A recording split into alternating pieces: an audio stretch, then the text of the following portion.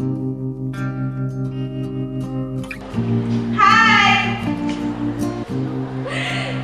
Parang ayaw mo! Hindi naman ako!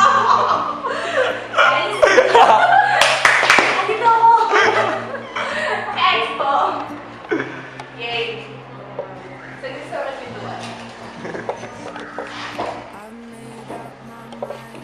Ano yan? May traffic na. Ayan, libre na tiyan. Ayan.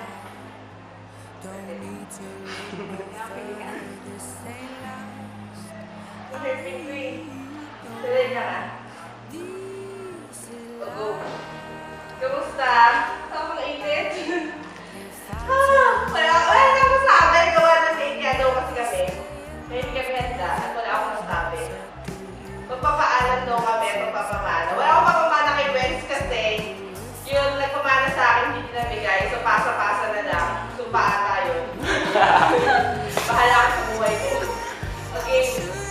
Ay, init. Si Harold na magpapamana sa kanya. Ay, oo, tama si Harold daw kasi magpapamana sa'yo, Wens. Sagot na yung pag-aaral mo for college guys. At kung gusto mo kung ano ibang course, sagot na din niya. Kaya yun yung lahat yun. Oo, doon kayo mag-aaral sa MD Institute niya. All boys yun eh. Tsaka si Tindol.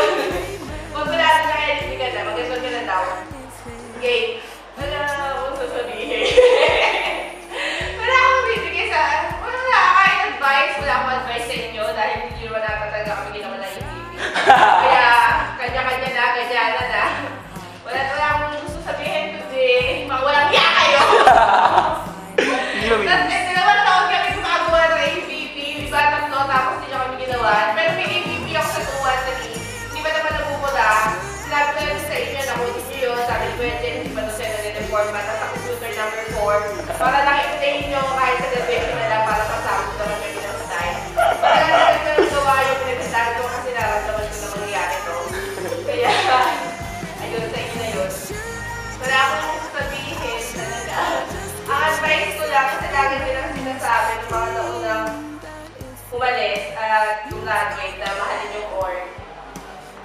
Pero sabihin ko lang, mahalin yung muna yung sarili nyo. Kasi kung hindi nyo kaya gawin yun, yung kaya tanggapin kung ano yung kakayanan nyo, tsaka kahinaan nyo, hindi nyo magagawa mahalin yung mga tao sa paligid nyo, pati yung mga bagay na ginagawa nyo.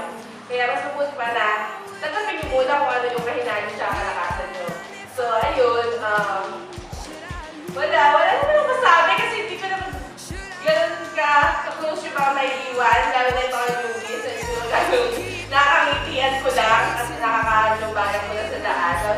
Lalo na si Paula, si kapatid na super ka-close ko dahil sa size.